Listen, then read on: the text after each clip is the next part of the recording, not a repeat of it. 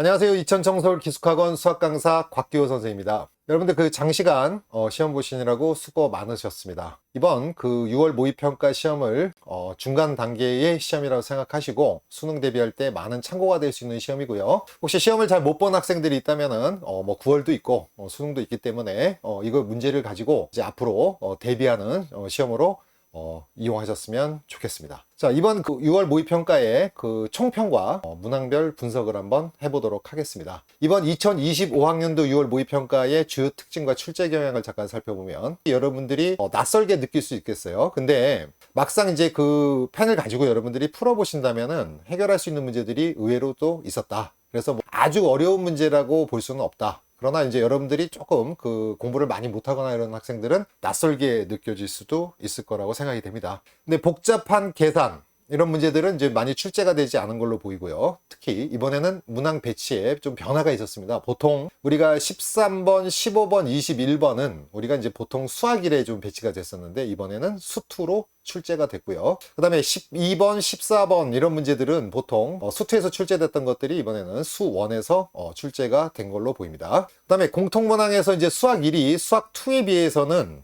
좀 난이도가 높은 걸로 출제가 된 걸로 보이고요. 그러니까 이제 어떻게 보면은 이제 아주 난이도가 높은 문제라기보다는 중난도 문제들이 많기 때문에 여러분들이 상대적으로 수학 1 문제들이 좀 어렵다 라고 생각이 들 거라 생각합니다. 특히 여러분들이 좀 많이 약해하는 보통 학생들이 많이 그러더라고요. 현장에서도 가르치다 보면은 개수 세기라든지 또는 순서상 이런 문제들을 되게 어려워하거든요. 그런 문제들이 출제가 돼서 조금 힘들었을 거라고 생각이 됩니다. 그다음에 선택 과목에서는 이번에는 이제 보통 우리가 29, 30번들이 주로 많이 어렵게 나왔는데 이제는 이제 좀 출제 경향이 이렇게 굳어져 가는 것 같아요. 28번하고 30번, 즉 오지선다형 문제 하나, 그 다음에 단답형 문제 하나가 고난도로 출제가 되고요. 의외로 29번이 쉽다라기보다는 상대적으로 좀 쉽게 출제가 된 걸로 보입니다. 이제 앞으로 여러분들이 공부를 하실 때에도 29번, 오히려 이제 시험 때도 28번, 30번이 조금 더 어렵고 29번이 좀 쉽게 출제된다. 이런 생각을 가지고 문제를 푸는 게 좋을 거라고 생각이 듭니다. 그 다음에 이제 6월 모의평가의 주로 특징인데요. 연계 문제들은 이제 6월 달에 또 특별히 좀 많이 연계가 되는데요. 여러분들 중에 연계가 많이 됐기 때문에 이제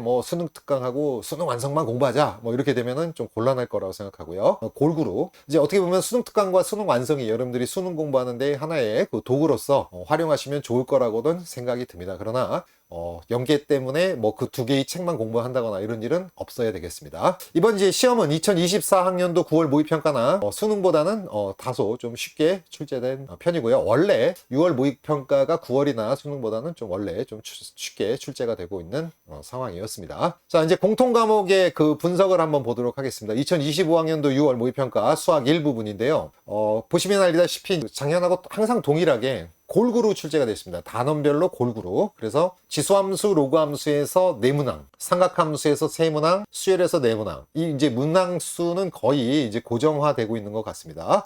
이제 보시다시피 이제 이 수학 1에서 조금 특징적이었던 것이 여러분들이 12번 문제가 의외로 좀 까다롭지 않았나. 오히려 이것이 좀 많이 어려운 문제. 이제 우리가 15번, 그 다음에 22번, 30번을 제외한 문제 중에서는 가장 까다롭게 출제가 되지 않았나 이런 생각이 좀 듭니다. 그래서 12번은 이제 지수함수, 로그함수 계산인데요. 이제 여러분들이 계산에 조금 복잡하게 출제가 돼서 보통 이제 계산 복잡한 문제들은 별로 없었는데 이 문제는 유난히 조금 계산이 들어가기 때문에 여러분들이 조금 힘들었을 거다 이런 좀 생각이 드네요. 이제 물론 좌표를 활용한 문제들은 여러분들이 많이 이제 익숙했는데 이제 넓이 구하는 과정에서 조금 계산이 들어가서 좀 힘들 거라고 생각하고요. 14번 문제는 이제 보통 우리가 과거에는 21번에 출제됐던 유형이에요. 이거는 이제 많이 출제가 됐고요. 실제어는 사설 모의고사에서도 자주 출제가 됐던 문제들인데 역시 14번에 오제선다형으로 출제가 됐습니다. 그 다음에 이제 22번이 보통 15번에 아주 자주 출제가 됐던 수열의 귀납적 정인데요. 이번에는 제곱근,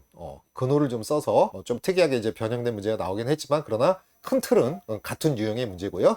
전형적인 고난도 문제가 출제가 됐고요. 이 문제도 한번 이제 여러분들이 공부를 많이 하신 뒤에 한번 도전해보면 충분히 해결할 수 있는 문제라고 생각이 듭니다. 자, 이번엔 이제 수학2로 한번 가보겠습니다. 수학2는 이제 수학 1에 비해서 좀 상대적으로 좀 쉽게 출제가 됐고요. 13번, 특히 13번은 이제 과거에 전통적으로 삼각함수 도형 문제들이 많이 출제가 됐는데 이번에는 적분 넓이, 그 중에서도 이제 넓이도 특별한 기법을 쓰지 않는 그 평이한 문제가 출제가 돼서 여러분들이 좀 쉽게 풀었을 거라고 생각이 들고요. 그 다음에 이제 15번 문제가 좀 까다롭게 출제가 됐지만 물론 까다롭습니다. 여러분들이 푸는 데는 아주 힘들었을 거라 생각하는데 이 문제들은 이미 기출에서 많은 문제들이 출제가 되어 있어서 그 부분을 많이 공부한 학생, 특히 킬러 문항 학습을 한 학생들이라면 이 정도는 충분히 해볼 만한 문제였다라고 생각이 듭니다. 그 다음에 이제 21번 문제는 보통 수학2가 20번에서 이제 나왔는데요. 이번에 이제 21번을 하나 밀리면서 4차 함수 추론 문제가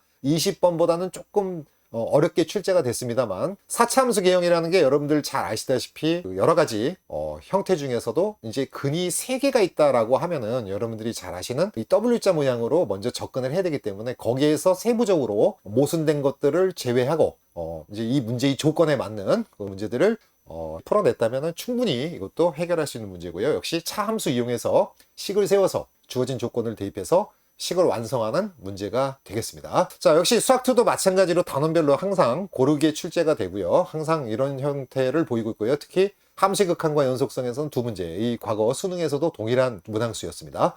그 다음에 미분법 5문제 출제됐고요. 적분법에서 4문제 출제돼서 총 11문장 출제가 됐습니다. 그러니까 이제 이번 수투는 이제 그냥 평이하게, 특히 여러분들이 15번도 어려운 문제는 맞지만 과거에 비해서 22번 문제보다는 훨씬 더 좀 쉽게 출제가 된 걸로 보여집니다. 자, 이번엔 그 선택 과목으로 한번 가보겠습니다. 선택 과목. 확률과 통계부터 먼저 보시면은요. 역시 확률과 통계는 항상 그 문제가 언제나 그 변화가 별로 없습니다. 뭐 신유형이 출제된다거나 뭐 문항 배치를 막 바꾼다든지 또는 엄청나게 어려운 문제들이 들어가고 이런 경우가 없었기 때문에 항상 확률과 통계는 동일한 출제 유형을 유지하고 있습니다. 이번에도 마찬가지로 29번 이 문제가 오히려 해볼 만한 문제가 됐고요. 28번은 30번은 상대적으로 29번에 비해서는 조금 어려운 문제가 나왔고요. 이제 28번에는 동전 뒤집기 문제라든지 특히 30번에는 이제 함수 개수와 중복조합에 관한 문장 뭐 이런 문제들은 이미 기출 문제에서도 고난도 문항이 많이 출제가 됐던 문제이기 때문에 학습을 많이 한 학생들은 역시 잘 봤을 거라고 생각이 듭니다.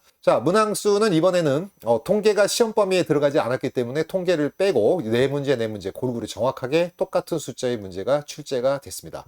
특히 30번 가장 어려운 문제는 역시 경우의 수에서 출제가 됐고요. 28번, 29번은 확률에서 출제가 됐습니다. 자, 그 다음에 이제 미적분으로 가보면요. 요즘 미적분 문제들이 좀 심차게 어렵게 많이 출제가 되고 있는 경향인데요. 이번에도 역시 그 3점짜리 중에 27번 문항은 이제 제가 이 현장에서 학생들 가르칠 때도 이거는 4점짜리로 취급하고 공부를 해라. 그래서 27번도 이제 상당히 까다로운 문제이긴 한데 이 부분이 이제 그 식 세우는 것까지는 단순한데 이제 마지막 계산을 할 때 이 닮음을 이용하지 않으면 또는 뭐 2점 사이의 거리를 이용한다거나 그러면 상당히 복잡한 계산이 되기 때문에 좀 힘들었을 거라 생각하고요. 여러분들이 이제 이걸 이제 닮음의 성질, 그죠? 네, 그걸 이용했으면 이제 좀 더 간단하게 식이 나와서 미분해서 수를 대입하는 그런 문제가 출제가 됐습니다. 28번은 뭐 이거는 뭐 항상 강조해도 지나치지 않을 만큼 역함수 미분법과 여러 가지 미분의 다양한 성질을 이용하는 문제들이 출제가 됐고요. 이미 많이 출제되었던 문제입니다. 이 미적분이 이제 지금 급수도형이라든지 삼각함수의 도형극한이 요즘 지금 출제가 되지 않고 있는데요. 그런 추세들이 당분간은 이어지지 않을까 생각이 듭니다. 그래서 이번 30번에는 3월과 4월에 출제됐던 문제들과 비슷하게 역시 수열의 극한 쪽에서 문제가 출제되는데요. 이제 추론 문제죠. 근데 많이 출제되는데 이번에는 좀 더 특이하게 문제를 이제 좀 더 도형을 안 냈기 때문에 여기 부분에서 이제 뭔가 추가를 한 것 같은데요. 삼각함수의 덧셈 정리 이용하는 통합형 문제가 출제가 됐습니다. 보통 통합형 문제가 많이 출제가 안 됐는데 이제 난이도를 좀 높이고 그러기 위해서 통합형을 출제한 걸로 보여집니다. 그러니까 내용 자체는 어렵지 않으나 이제 2단원에 걸쳐서 문제를 내서 평가를 하지 않았나 이런 생각이 좀 듭니다. 역시 수열의 극한 미분법, 적분법은 이번에 시험 범위가 아니기 때문에 출제가 되지 않았고요. 이번에는 3문항 5문항 그러겠죠. 당연히 미분법이 중요하기 때문에 한 문제가 더 출제가 된 걸로 보여집니다. 특히 30번에서 수열의 극한이 출제가 됐는데 30번이 이상하게 요즘 그 급수 쪽에서 또는 수열의 극한 이쪽에서 많이 출제가 되는 경향을 보여주고 있습니다. 자, 마지막 선택 과목으로 우리 이제 기하 쪽에 한번 가보면은요.